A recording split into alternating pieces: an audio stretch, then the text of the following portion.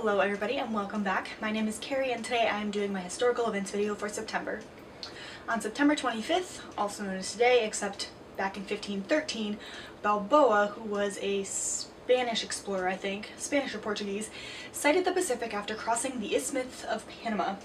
It's an interesting word, isthmus. I don't know. I haven't pronounced that word in a long time, but regardless, because he sighted the Pacific after a very long journey, and I assume several people but died of malaria because 1513, they haven't discovered quinine yet. I decided that I would show you several books about journeys in various ways. This one is The Canterbury Tales by Geoffrey Chaucer. This one isn't an extensive journey in the sense of circumnavigating the globe or even crossing the Atlantic, but it is a rather hefty journey in the sense that they're coming from all parts of England, as far as I understand, to go to Canterbury Cathedral.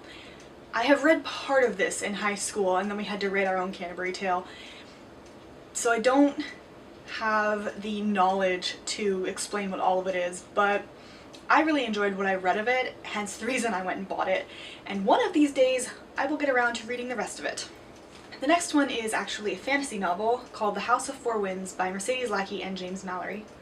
This one is about a girl who is the oldest of 12 in a duchy. Her parents have raised all of her sisters rather, to have some sort of skill, meaning that they can fence or they are exceptionally good at drawing, being an artist, etc. So that as opposed to having to pay out 12 dowries, the Duke and his Duchess can simply send the girls out into the world to make their own way. They do have enough money to support them for about a year while they find their feet out in the world. The oldest, Clarice, is a master swordswoman. She has decided she wants to be a sword mistress and open her own fencing studio. She has to cross an ocean to do so, and in the process gets involved in some pirates. It's an amazing book, and the journey part of it is her traveling from her duchy across the ocean and then getting involved with, you know, pirates. Next I have 20,000 Leagues Under the Sea by Jules Verne. This is a book about a professor, his assistant, and a shipmate of theirs who get thrown overboard and then picked up by Captain Nemo in his submersible. It was published in the 1860s and it is amazing. It is not at all what I expected it. I read this back in February and actually picked this copy up in the UK at Harrods, to be specific. Loved it so much. So this one just follows them as they go 20,000 leagues around the sea, you know, in this giant submersible with Captain Nemo. Highly, highly recommend this. And to be honest, probably anything by Jules Verne would be good, and most of them are journey stories anyway. Except I have the only one that I haven't read of these 5, and that is The Travels of Marco Polo by, you guessed it, Marco Polo. This book I want to read because, well, it comes up in a lot of the other nonfiction that I read, or even a lot of the fiction that I read, being that most of the stuff I read is set in the 16th century and Marco Polo only went in, what, the 13th? 13th, yep. So I really want to read this and be able to catch more of the references to Marco Polo. This is about his journey over to China and his stay in that general vicinity and everything that he saw. Obviously I have to take it with a grain of salt when I read it because he's trying to sell this book, so he's probably going to be making some stuff up. But I am really excited to get to it. And the last book I want to recommend is Tudor Adventurers by James Evans. I did read this book. I will include it in my September wrap-up, so look out for that.